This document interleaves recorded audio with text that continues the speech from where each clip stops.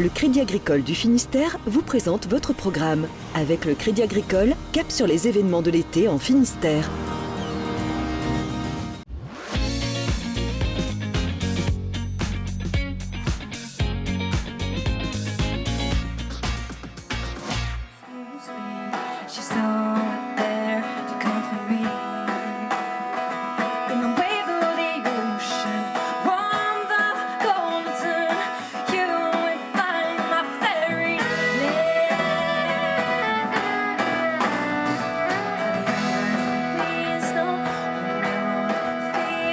Bonjour à toutes et à tous, ravi de vous retrouver pour cet instant été. Aujourd'hui nous sommes à Quimper et vous venez d'entendre les premières notes du concert d'Azilis Monroe, l'une des artistes invitées de cette édition 2019.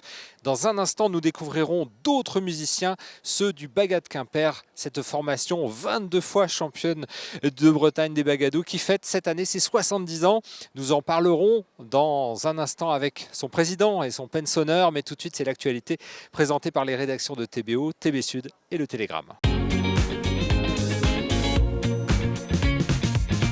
C'est une baignade qui aurait pu virer au cauchemar jeudi après-midi sur la côte sauvage de Port-Barra à Saint-Pierre-Quiberon. Deux femmes âgées de 34 et 18 ans qui se baignaient sur cette plage, pourtant interdite, ont été emportées par une vague qui menaçait de les projeter sur les rochers. Un témoin a alerté les gendarmes tandis que d'autres les ont secourus.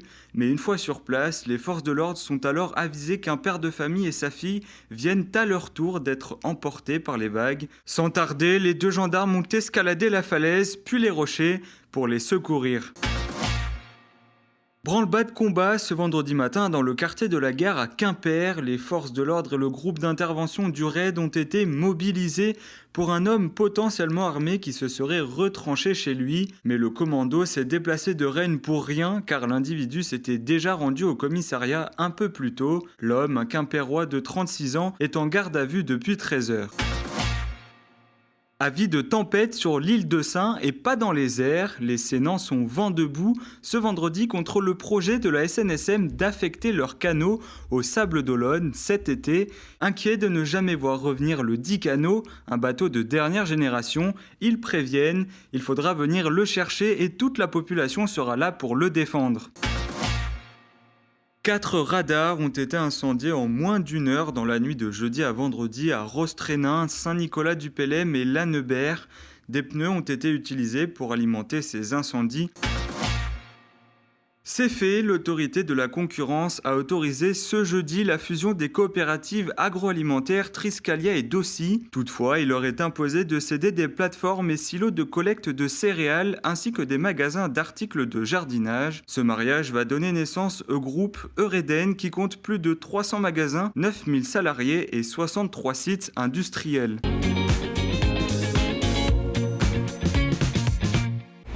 Cette équipe de fonctionnaires de l'État ne part pas en vacances. Embarqués pour l'île d'Ar, dans le golfe du Morbihan, ils vont contrôler cet établissement d'accueil collectif de mineurs. Sous toutes ses coutures, un contrôle mené dans le cadre de l'opération interministérielle vacances. Elle vise à contrôler un site sur tous les aspects de sécurité que peuvent contrôler les services de l'État. Il s'agit de faire en même temps le contrôle du logement, de la restauration, mais aussi des activités nautiques, ce qui donne évidemment une garantie de sécurité. Et dans les accueils d'enfants vis-à-vis des familles, c'est très rassurant de savoir qu'on contrôle tous les aspects d'un séjour.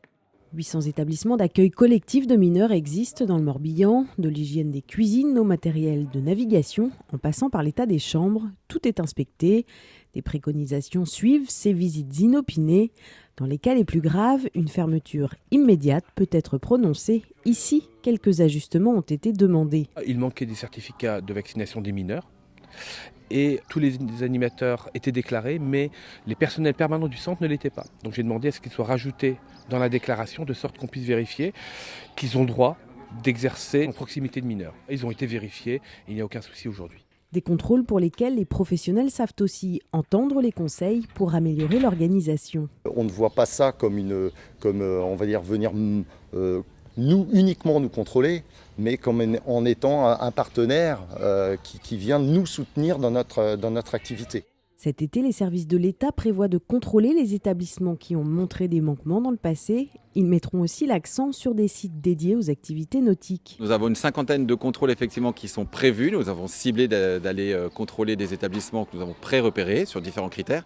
Mais nous allons aussi intervenir tout au long de l'été sur des événements qui nous seraient signalés, accidents ou pas, et nous allons effectivement faire des contrôles tout au long de l'été. Les professionnels sont prévenus et les vacanciers peuvent profiter. L'État veille sur leur séjour. Lorsque Hugo souhaite cuisiner, il y a un beau spaghetti de mer. il se rend au garde-manger. On est entre Roscoff et Père Heidi. Voilà, c'est un beau petit champ d'algues. On peut venir s'amuser un petit peu à récolter des algues.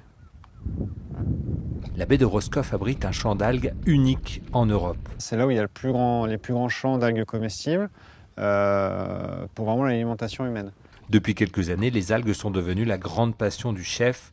Il se promène sur les strands, comme dans un jardin. C'est du Chondrus crispus, on appelle ça aussi pioca. C'est marrant parce qu'il y a beaucoup de personnes, une cinquantaine d'années, 60 ans, qui, quand ils étaient étudiants, c'était un peu leur gagne-pain l'été. Et c'est un gélifiant naturel, donc on peut faire des flans avec. Si on émet un doute sur la valeur gustative ou énergétique des algues, notre chef se fâcherait presque. Tu veux que je me fâche ou quoi? Bah si, ça, en fait, il y a beaucoup de minéraux, des vitamines, des protéines pour certaines. C'est très bon en saveur. C'est très doux, cru, c'est plus fort, cuit. Voilà. Après la récolte, la préparation. Première étape, le dessalage des algues. On remue pour que le sel tombe au fond. Voilà, c'est un premier bain. 15 secondes. Et quand on achète de l'algue salée, il ne faut pas essayer de ne pas dessaler en se disant ça va saler mon plat parce que c'est vraiment très très salé. C'est toujours dessalage et on assaisonne le plat. Au menu, tartare exotique avec 3 algues. Alors là, on a la laitue de mer, c'est une algue verte, voilà, qui est très bonne. Le wakame, ou la wakame, qui est une algue de culture bretonne. Et la dulce, qui est une algue rouge, sauvage. Voilà. Là, on va hacher les algues comme un tartare de viande ou de poisson. En fait, en cru, les algues, c'est vraiment très doux en saveur. Faut pas s'attendre à avoir des saveurs très puissantes. C'est assez équilibré. C'est plutôt sur les coquillages crus, les types huîtres, moules, voilà, oursins, etc. Par contre, dès qu'on va les cuire, ça va être beaucoup plus puissant. Et donc là, on va essayer d'en mettre un peu moins, quoi. Hugo a compilé 80 recettes pour toute heure du jour et même pour l'apéro. Les algues, une bonne entrée en matière culinaire pour des vacances marines.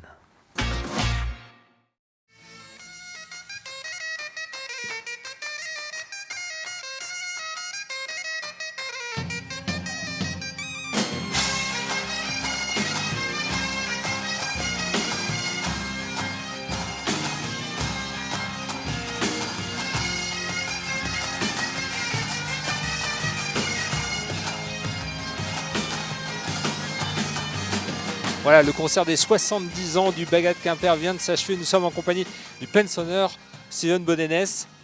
Il y avait beaucoup d'énergie. Une réaction d'abord à la fin de ce concert? Énergie, beaucoup de puissance, aussi des moments très émouvants.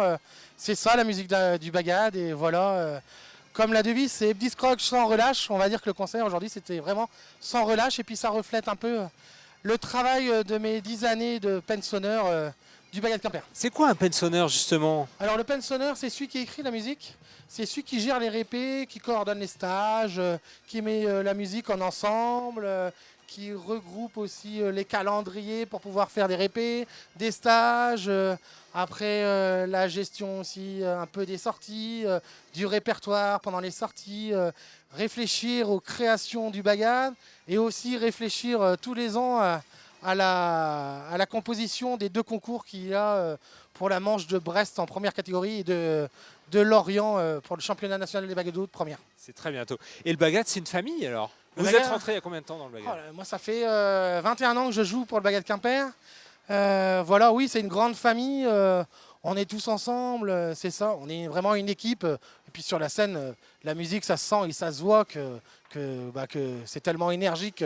Si on n'était pas une famille, s'il n'y avait pas une cohésion de groupe, ça pourrait peut-être pas marcher autant comme ça. Et bien justement, on a demandé au président ce qu'il en pensait de cette famille du Bagad. Il nous explique un petit peu ce qu'il en est. C'est une famille d'abord de copains, des gens qui aiment bien vivre ensemble Ils vivent leur musique, mais ils vivent aussi un copinage autour. Ils sont souvent les uns chez les autres, ils se reçoivent et ils sont très contents d'être ensemble en permanence.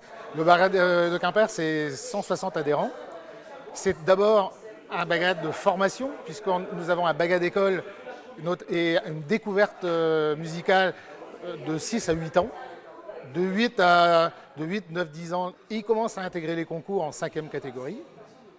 Les meilleurs d'entre eux vont passer en 3e catégorie. Et voilà, et puis petit à petit, ils vont arriver au bagad Quimper. On estime que pour faire ce parcours-là, il faut 7 ans aujourd'hui. Le bagad Quimper est reconnu pour être traditionnel, mais être aussi ouvert sur la musique, ce que moi j'appelle aujourd'hui la musique du monde, et de la musique actuelle.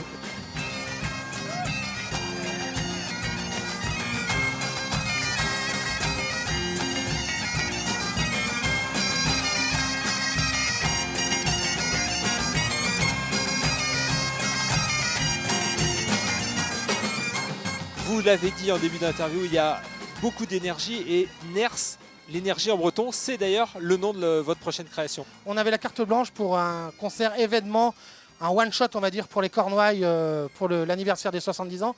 Mais on a une deuxième création cette année et une sortie de disque qui va bientôt arriver qui s'appelle Ners. C'était le deuxième concert pour les 70 ans où on retrouvera le bagad Quimper avec le groupe de rock quimpérois, le groupe Red Cardel. Et là, oui, vraiment, c'est vraiment l'énergie, la puissance, le feu sur scène, le feu aussi dans le public. Comme dit Dan, qui a joué avec nous, Dan Arbraz, le bagad Quimper est le plus grand groupe de rock qui est sur la place quimpéroise. Bon, et puis il y a l'aspect compétition. Le bagad Quimper est 22 fois champion de Bretagne dans sa catégorie, première catégorie des bagadous. Et là, il faut défendre votre titre très prochainement à Lorient. Alors le titre, on ne l'a pas eu depuis 2015. On a gagné en 2011, 2012, 2013, 2014. Et là, ça fait 4 ans que c'est le bagad Cap-Caval de Plumeur du pays Bigoudin qui est champion de Bretagne. Mais on est troisième à Brest, mais à rien du tout. Steven Bonenès, merci beaucoup. Et on vous souhaite une bonne chance pour Lorient. Merci beaucoup. Et puis merci d'être venu. Et puis présenter le bagad à TVO, c'est très chouette. Et montrer la culture bretonne à tout le monde, c'est très important. Merci beaucoup, Steven Bonenès. On se retrouve, nous, pour un prochain Instant Été très bientôt. Vous l'entendez, c'est le démontage. Bonne soirée, à bientôt.